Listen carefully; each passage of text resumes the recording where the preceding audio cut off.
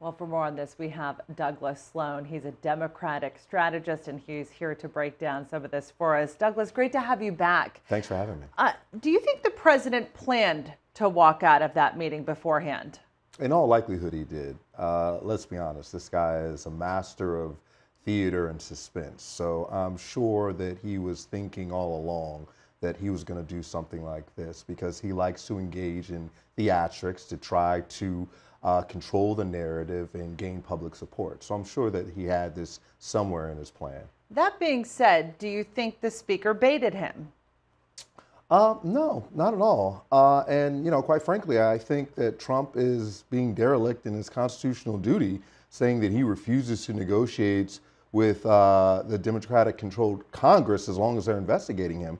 That is actually part of the House's duty to offer a system of checks and balances on the office of the executive of the White House. So, no, I don't think that at all. I think that Nancy Pelosi is really just about doing her job and trying to ensure that she is best able to serve, or rather make sure the government is serving the American people. So is it a good idea, though, moments before a meeting that is largely bipartisan? I mean, both Democrats and Republicans want to rebuild the nation's ailing infrastructure. Moments before you go into that meeting, you call your boss and you accuse him of a cover-up.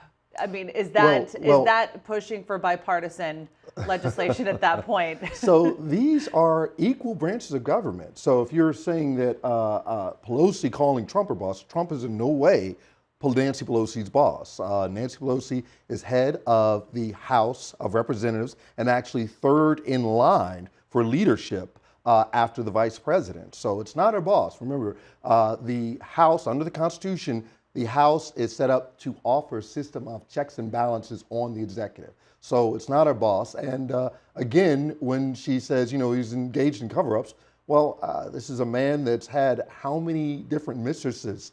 We have evidence. Michael Cohen brought in a check showing a payment for the affair to cover up with Stormy Daniels. So he has engaged in cover-up. She was not telling lies or untruths, but she was being honest. And, this is unprecedented for the President of the United States to say that he's not going to work with Congress. I mean, I don't think this has ever happened in the history of this republic. So it really is out there. It's crazy. So do you think that Democrats will be able to pursue, or to convince, rather, Nancy Pelosi to pursue impeachment at this point?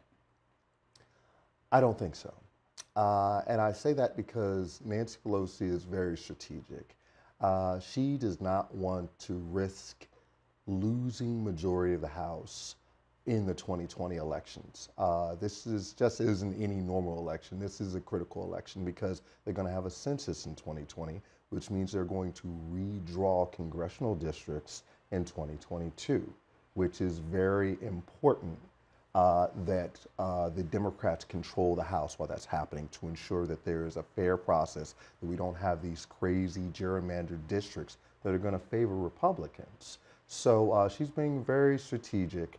And I imagine that right now there are 13 open investigations into President Trump. So the truth is going to come out on President Trump. An impeachment process or even an inquiry to impeachment isn't necessary right now. We just had a federal judge rule that Trump's accounting firm, Mazars and Deutsche Bank, have to comply with the House subpoena to turn over records. They will do so. So all of these investigations are moving along quite nicely, and the truth will come out. So I think Pelosi is making the right move.